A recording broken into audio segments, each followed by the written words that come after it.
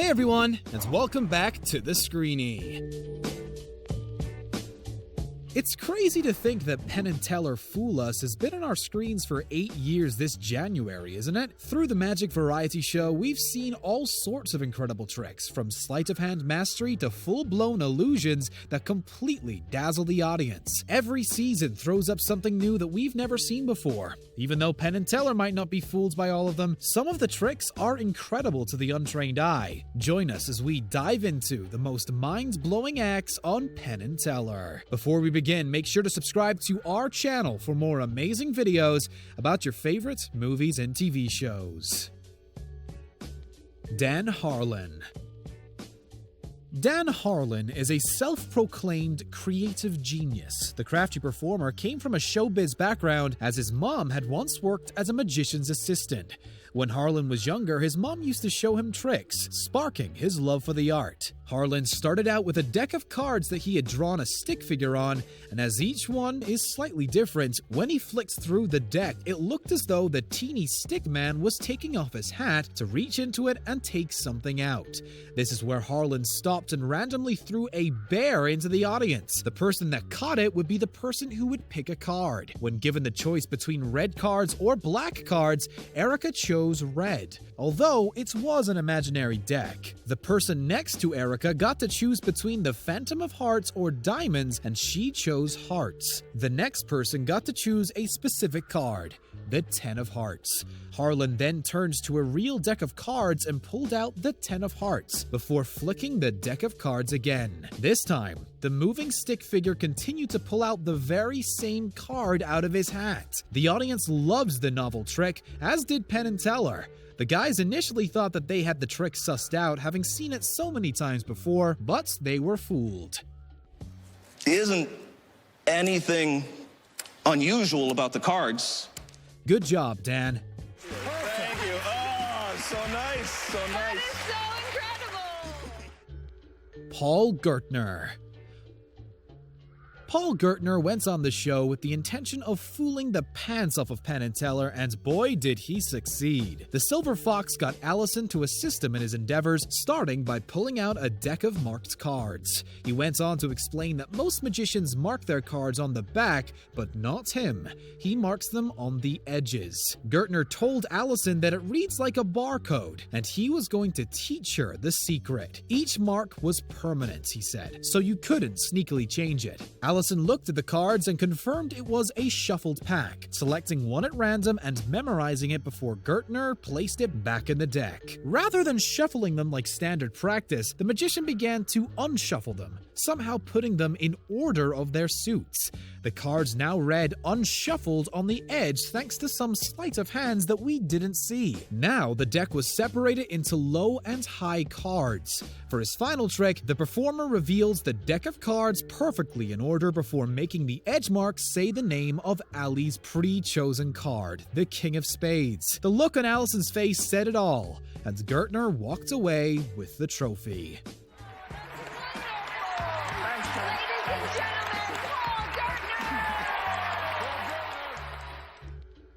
ELLIOT ZIMET.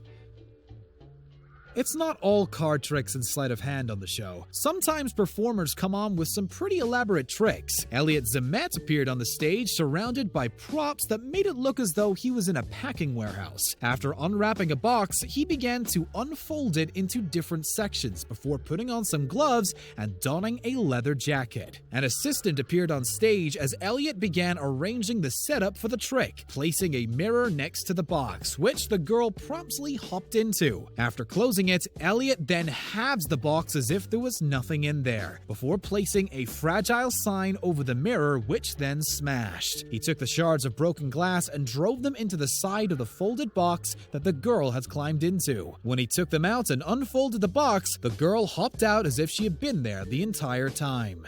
It looked truly impossible to the audience, who went wild for the trick. After an elaborate explanation, it was clear that Penn and Teller knew ELLIOT's trick inside and out, but they praised him for it nonetheless. CORONEL.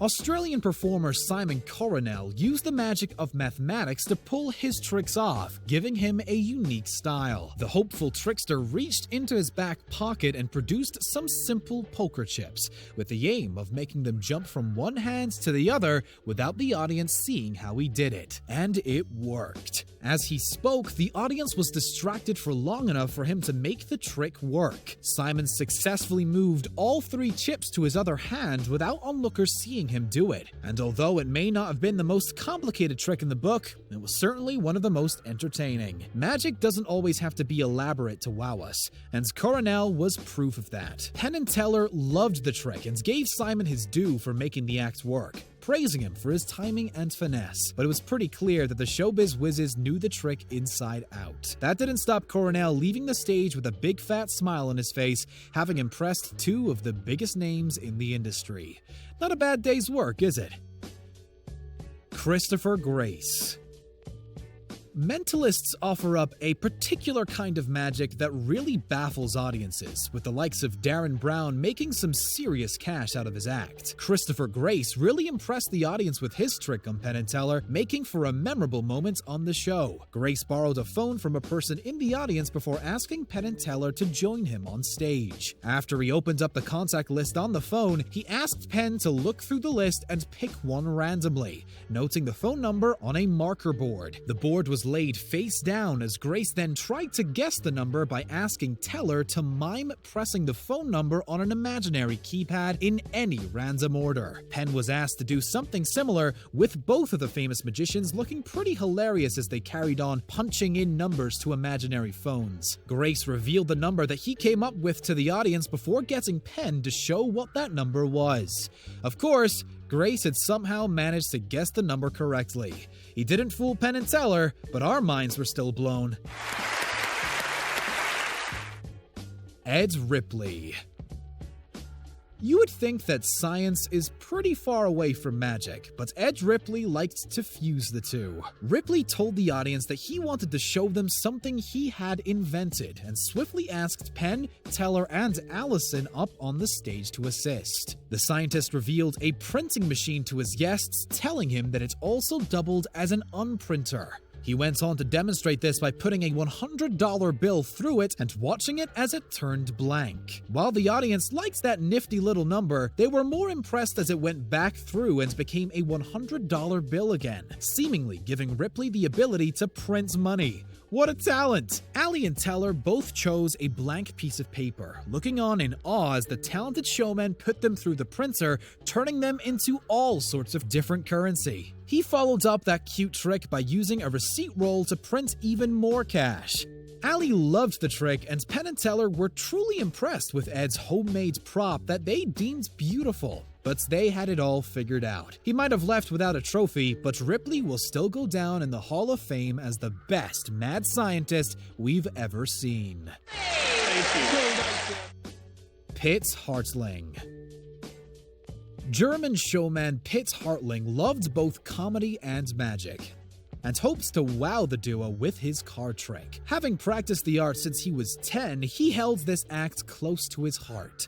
Along with 2 randomly selected audience members, Pitt took out a deck of cards and shuffled them in his hand, claiming that he had made an important discovery. Connor shuffled the cards for Pitt while he took out another deck and shuffled those as well. The magician explains that decks of cards were a lot like musical instruments, and that some were in tune with each other and some were out of tune. Yeah, we don't really get it either, but it soon came together in an unbelievable way. Hartling showed the top of one deck and got Connor to hold it, while he held the other deck and showed the top card of that one. Although they were totally different, after a shake, both cards were revealed to be the exact same. How he did it considering someone else was holding one deck was pretty amazing. Just to prove it wasn't a fluke, they did it again with the next card down. Pitts turned to the other assistant and asked her to name a card at random and prepared them both to match again. Which of course, they did. How impressive is that? How did he do it? Pitts claimed it was all down to physics, but Penn believed it was simply a beautiful trick done incredibly well. The guys could suss the act out, but that didn't stop it from being one of the best tricks we've ever seen performed on the show.